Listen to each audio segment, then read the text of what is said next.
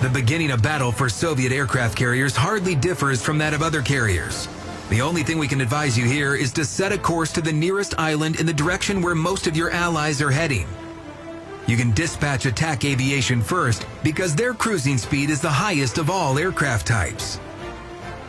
Before you launch your first offensive, try to detect as many enemies as possible and analyze their forces.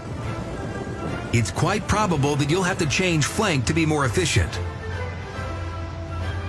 Keep an eye on the minimap and positions of enemy destroyers on it. It's highly important because you'll often play close to the attack line. If you're spotted, enemies will do their best to gift you an express ticket back to the port. Try to follow your allies in battle when your team is confidently pushing forward into enemy positions. With respect to offensive measures, the rockets of your attack aircraft are effective against medium and large targets. When you dispatch torpedo bombers, keep in mind that it's quite difficult for players helming Soviet carriers to release torpedoes close to enemies and attack targets hiding behind islands. The reason behind that is the torpedo arming distance. Plus, the torpedo cruising speed isn't that high. When dropping torpedoes, even on large targets, you should take a lead by a length of the hull or hull and a half. Finally, utilizing skip bombers allows you to attack enemies in different ways. The main thing here is to avoid obstacles the bombs can bounce off.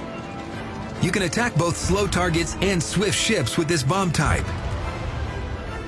It's sufficient to approach enemy ships in such a way that the closest reticle mark of the bombers lies along the ship's course right before the attack. If you do everything right, the bombs will hit the enemy ship immediately after they're released.